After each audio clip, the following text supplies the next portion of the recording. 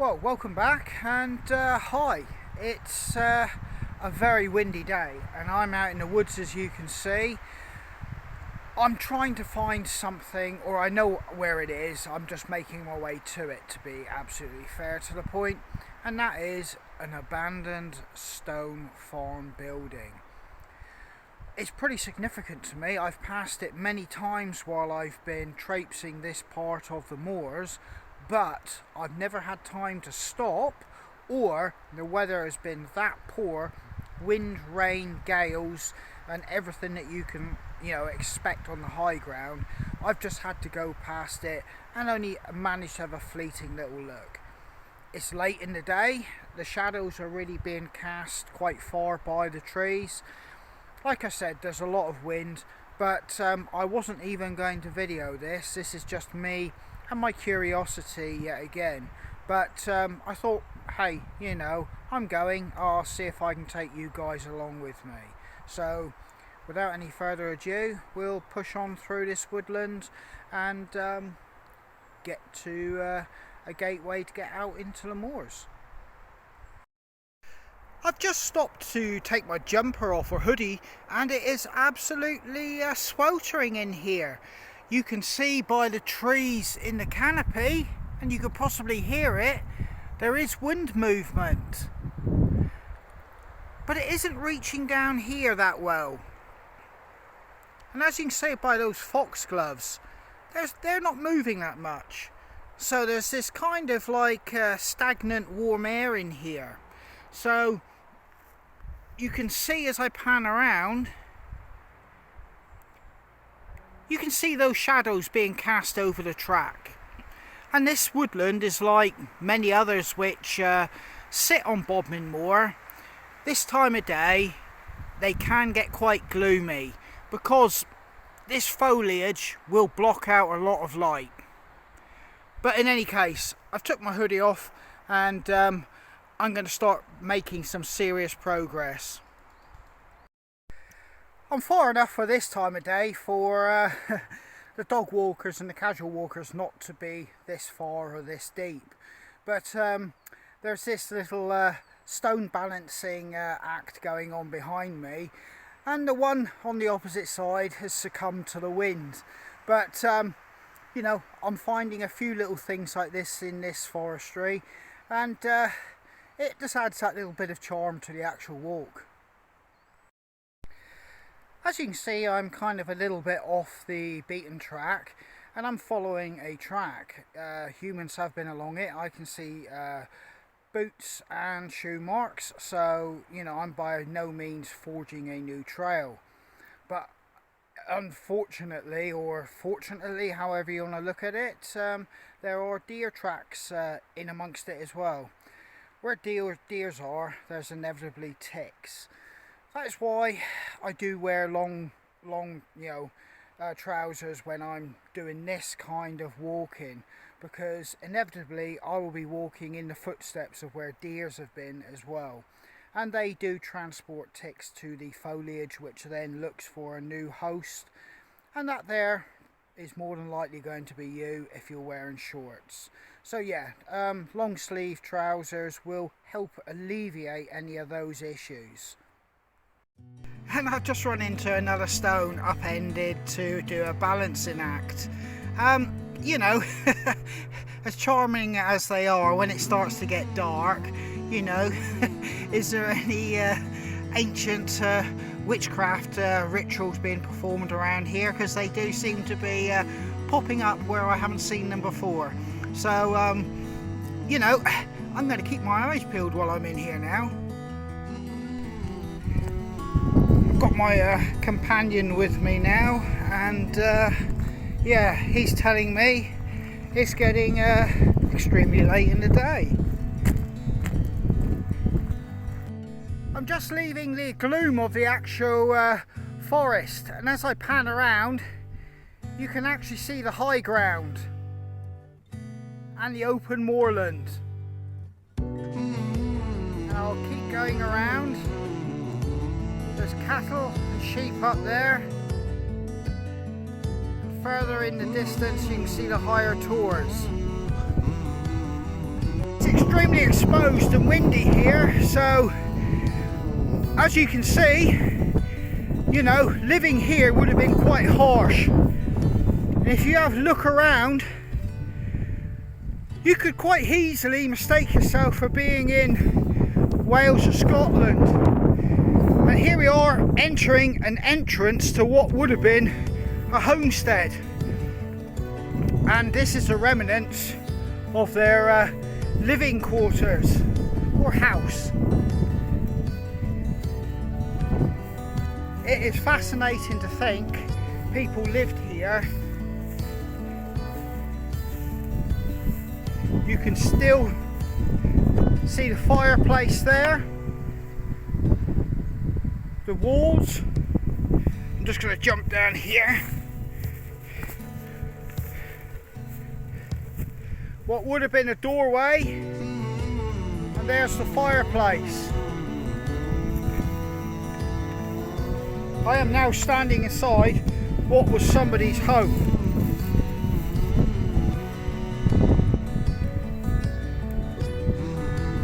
This is absolutely fascinating.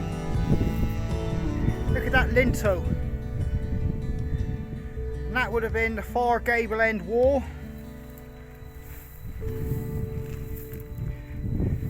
And the fireplace here. And just outside here, you can make out just the walls. That would have been the paddocks surrounding this property. But this isn't what I've come to look at. There's another one I want to show you. But I'm absolutely blown away by all this. And as you can see, the sun is beginning to dip in the sky. As we say goodbye to this property, and can only imagine who lived here and what was it like, you can only imagine, we have to turn our attentions over here. And you can see the high ground there, and it's not really too big a stretch of the imagination when I say this could be Wales or Scotland. It just has everything about it. But here we are in Cornwall. It is possibly the last remnants of this type of landscape in Cornwall. But I'm making my way to the abandoned house I actually want to show you. Excuse the wind noise, but I'm in open moorland now, totally exposed. I'm giving you a 360. Hopefully, when I drop back down off this hilltop, I'll lose a bit of this wind. Right, till then I'll crack on. Got some very curious young cows there. The adults are up there, and when you've got a situation like this, it's best not to get too close to the young ones, because obviously the parents can get a little bit protective. So I'm not going to take the easy route. I'll head up here and go through the gorse. Out of sheer interest, right down there, I believe there's some standing stones, and I think I can actually see them in the distance. They're on the map, but it's just too far for me to go today. I'm still trying to get down over this valley here, down over here. And I want to get out of this wind. I want to do what I got to do and show you guys, have a look around myself, and then head home. Well, here it is. I've walked past this old farmhouse, well, a good few times, but I've always had to be getting somewhere as I've been coming off the tours. And you can just see one poking above this hill here now, so you can see how high they are. And we're right down here, and this is where quite a famous Cornish river actually starts its journey to the sea.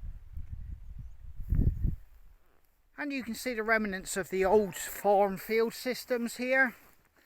But I'll bring you around and let's walk up to this building. it is really special to be here. You can see gate posts here. What was little trackways, little paddocks. Indeed over there. And all the way down through here.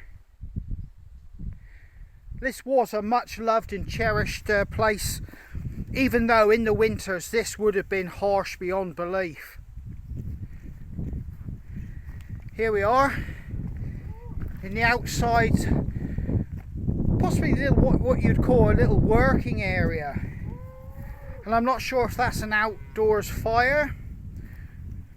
I'm not sure what that would have been, but here we are looking up at the gable end. Alright, we'll just walk around the back side of the building, and you can see the stonework there. A lot of care was put into building this, and obviously it stands testament to the harsh conditions that it has to endure up here.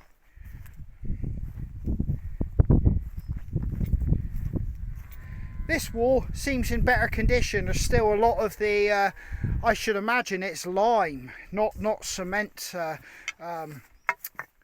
like mortar. But we'll come around here. You can see that tree is really gnarled,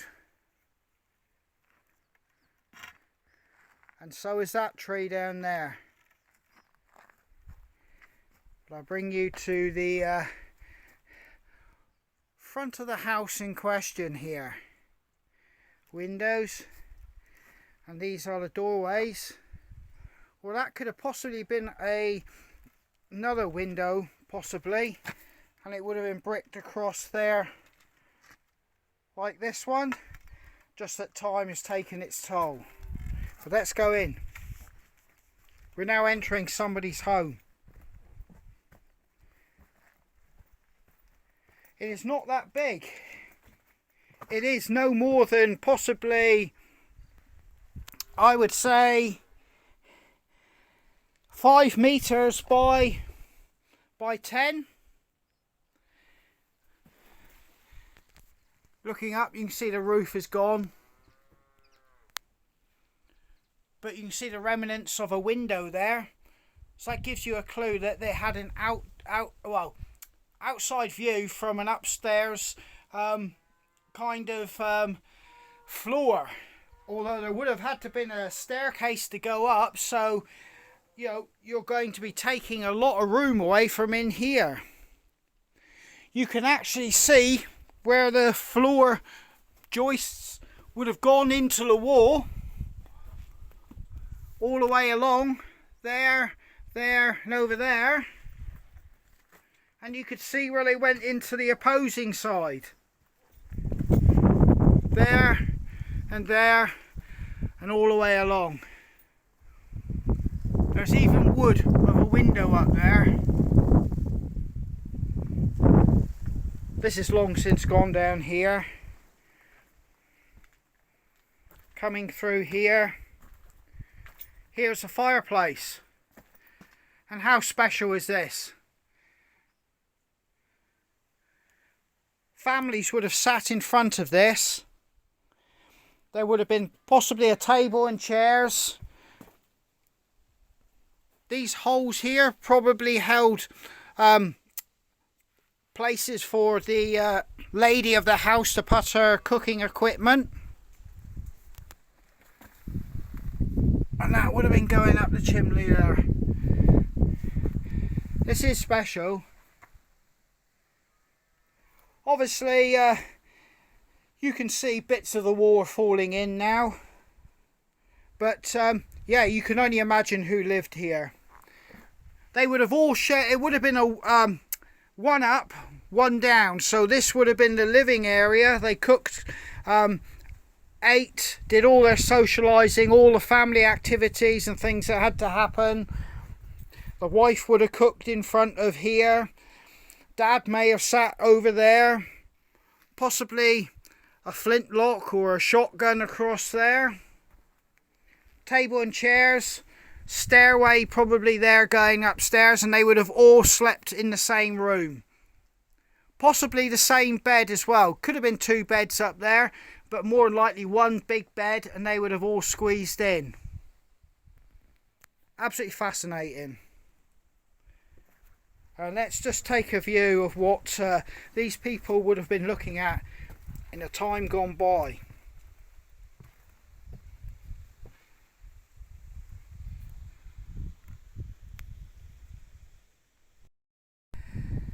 There is nothing here, there's nothing for miles around, and it would have been extremely harsh, and the winters would have been long, and you know, it would have been a hard living to make, and that's probably why it got abandoned. It got took over. It would probably leases probably given over to other bigger farmers. The land became non-profitable as farming practices changed, and indeed life and lifestyles changed, and nobody wanted this kind of life up here in the harsh conditions you had to try and eke a living out of. But you know, I just can't help coming to places like this and I just feel transported back in time. And if you close your mind and close your eyes and just let your mind just wander for a second, you can almost envisage those people that lived here. You know, it is crazy to say that, I know, but you know, that is what you know, your mind can do to you when you come to these places. If you just allow yourself to open up to these places, totally spectacular. And you know, they won't be here forever. They won't be. You know, it's just a fact of life. So I just feel privileged, like I always say when I come to these sort of places. That tree kind of just symbolises the whole thing about this place now. It's kind of ghostly, eerie, you know, something of the past. It's long gone, and it's of a very distant past. And on that note, I've got to head up between those posts and start making my way back home, because I've got a good few miles to hike yet. Well, it's no longer gloomy, it's actually extremely dark and eerie, and if you were staying in here in a camp tonight, you would have your full darkness hours routine going. You'd have your camp up, you'd be cooking the last of your food, you'd be getting a brew on, and you'd be settling down. As it is, I'm transiting through, so I need to get from one end to the other and back to the car without, you know, wandering around here in the dark. I haven't got too far to go. I hope you enjoyed coming with me out to that old farm building, and you could possibly feel those vibes just by watching and looking at where I was. I certainly felt, you know, certainly privileged to be there, and dare I say it, I could almost feel a presence and atmosphere of the past, and possibly, you know, shall I say it, that connection with the past and the people. It's hard not to feel that when you're in those places, but yeah, I've got to make my way home now, so I'm going to draw this video to a close.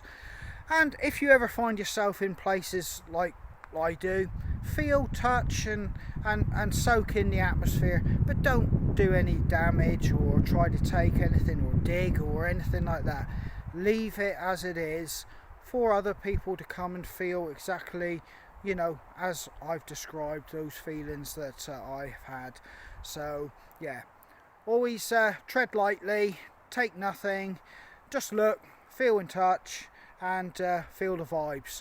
But yeah, I'm going to head off home now. I'm going to call it a day. Hope you enjoyed that. This is Andy from Folklore Hiking Sticks. All the best, and I hope to catch you out on the trail at some point.